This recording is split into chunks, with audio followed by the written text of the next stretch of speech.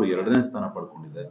ಇದ್ರ ಬಗ್ಗೆ ಏನು ಹೇಳ್ತೀರಿ? ಮತ್ತೆ ಬೆಂಗಳೂರು ಪೊಲೀಸರು ಟ್ರಾಫಿಕ್ ಅನ್ನು ಕಡಿಮೆ ಮಾಡುವಂತ ನಿಟ್ಟಿನಲ್ಲಿ ಏನೆಲ್ಲ ಕ್ರಮಗಳನ್ನು ತೆಗೆದುಕೊಳ್ತೀರಿ ಇನ್ನು ಮುಂದೆ?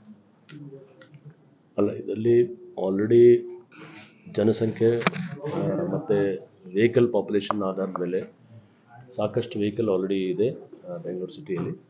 ಆದರೂ ನಮ್ಮ ಬೆಂಗಳೂರು ಟ್ರಾಫಿಕ್ ಪೊಲೀಸ್ ಅವರು ತುಂಬ ಚೆನ್ನಾಗಿ ಕೆಲಸ ಮಾಡಿ ಅವೈಲಬಲ್ ರಿಸೋರ್ಸಸಲ್ಲಿ ಮತ್ತು ಅವೈಲಬಲ್ ಇನ್ಫ್ರಾಸ್ಟ್ರಕ್ಚರಲ್ಲಿ ಅವೈಲಬಲ್ ಮ್ಯಾನ್ ಪವರಿಂದ ತುಂಬ ಚೆನ್ನಾಗಿ ಕೆಲಸ ಮಾಡಿ ಮೇನ್ ಉದ್ದೇಶ ನಮ್ಮದು ಅಂದರೆ ಮೂಮೆಂಟ್ ಇರ್ತಿರಬೇಕು.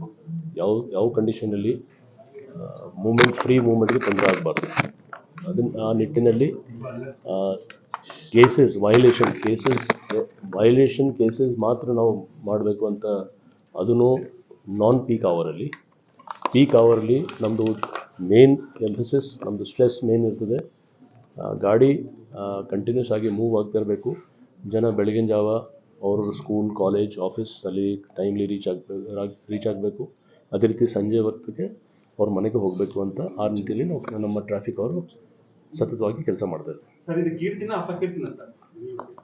ಅಲ್ಲ, ಇದು ಸಹಜವಾಗಿ ಯಾವುದು ಒಂದು ದೊಡ್ಡ ಸಿಟಿಯಲ್ಲಿ ಇದು ಡೆವಲಪ್ಮೆಂಟ್ದು ಒಂದು ನಾವು ಸಿಂಬಲ್ ಇರ್ಬೋದು. ಡೆವಲಪ್ಮೆಂಟ್ ನಡೀತಾ ಇದೆ, ಅದಕ್ಕೋಸ್ಕರ ಇಲ್ಲಿ ಜನಸಂಖ್ಯೆ ಜಾಸ್ತಿ ಆಗ್ತಾಯಿದೆ, ವೆಹಿಕಲ್ ಜನಸಂಖ್ಯೆ. ಸೊ ಇದು ನ್ಯಾಚುರಲ್ ಆಗಿ ಒಂದು ಮೊಮೆಂಟ್ರಿ ಫೇಸ್ ಇದೆ. ಖಂಡಿತ ಮುಂದಿನ ಸಮಯದಲ್ಲಿ ಕೆಲವು ತಿಂಗಳಲ್ಲಿ ಅಥವಾ ಕೆಲವು ವರ್ಷದಲ್ಲಿ ಇದು ಸರಿ ಆಗುತ್ತೆ. ಯಾಕೆಂದರೆ ನಮ್ಮದು ಪಬ್ಲಿಕ್ ಟ್ರಾನ್ಸ್ಪೋರ್ಟ್ ಸಿಸ್ಟಮ್, ಮೆಟ್ರೋ ಇರಲಿ, ಬಸ್ ನೆಟ್ವರ್ಕ್ ಇರಲಿ, ಸಬರ್ಬನ್ ರೈಲ್ವೆ ಇರಲಿ, ಎಲ್ಲ ನಡೀತಾ ಇದೆ. ಸೊ ಖಂಡಿತ ಮುಂದಿನ ದಿವಸದಲ್ಲಿ ಸರಿ ಆಗುತ್ತೆ. ಟ್ರಾಫಿಕ್ ಓಕೆ ಸರ್, ಆದರೆ ಈ ವಿಶ್ವದಲ್ಲಿ 2ನೇ ಸ್ಥಾನ ಅಂತಂದರೆ ಅಲ್ಲ, ನೀವು ಇಲ್ಲ, ಅದು ಕಂಡೀಷನ್ ಅಂದರೆ ನಾನು ನಿಮಗೆ ಹೇಳಿದ್ದೀನಿ, ಒಂದು ವೆಹಿಕಲ್ ಸಂಖ್ಯೆ ಜಾಸ್ತಿ ಇದೆ ಮತ್ತು ಆ ಪರ್ಟಿಕ್ಯುಲರ್ ವೆಹಿಕಲ್ ಸಂಖ್ಯೆಯಲ್ಲಿ ಪಬ್ಲಿಕ್ ಟ್ರಾನ್ಸ್ಪೋರ್ಟ್ಗೆ ನಾವು ಹೆಚ್ಚಿನ ಒತ್ತಡ, ನಾವು ಪ್ರಾಮುಖ್ಯತೆ ಕೊಡಬೇಕು. ನಾವು ನಮ್ಮ ಆಫೀಸರ್ಸ್ ಜೊತೆಗೆ ಮಾತಾಡಿಕೊಂಡು ಒಂದು ಡಿಟೇಲ್ ಪ್ಲ್ಯಾನ್ ಕೂಡ ಮಾಡಿದ್ದೀವಿ.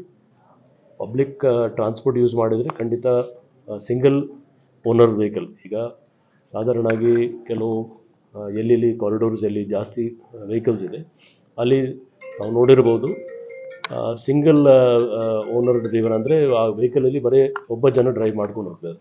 ಸೊ ನಾವು ಅವ್ರಿಗೆ ಪಬ್ಲಿಕ್ ಟ್ರಾನ್ಸ್ಪೋರ್ಟ್ ಯೂಸ್ ಮಾಡಲಿಕ್ಕೆ ನಾವು ಹೇಳ್ಕೊಂಡೇ ಬರ್ತಾಯಿದ್ದೀವಿ. ಮತ್ತು ನಾವು ಈಗ ಇನ್ನೊಂದು ಸರಿ ಏರಿಯಾಸ್ದಲ್ಲಿ ಪಬ್ಲಿಕ್ ಟ್ರಾನ್ಸ್ಪೋರ್ಟ್ ಜಾಸ್ತಿ ಯೂಸ್ ಮಾಡಿ ಅಂತ ನಾವು ಅವ್ರಿಗೆ ಹೆಚ್ಚಿನ ಒತ್ತಡ ಕೂಡ ಮಾಡ್ತೀವಿ ಮತ್ತು ಅವ್ರ ಜೊತೆಗೆ ಸಂಪರ್ಕ ಮಾಡಿಕೊಂಡು ಅಸೋಸಿಯೇಷನ್ ಜೊತೆ ಕೂಡ ಮಾತಾಡ್ತೀವಿ.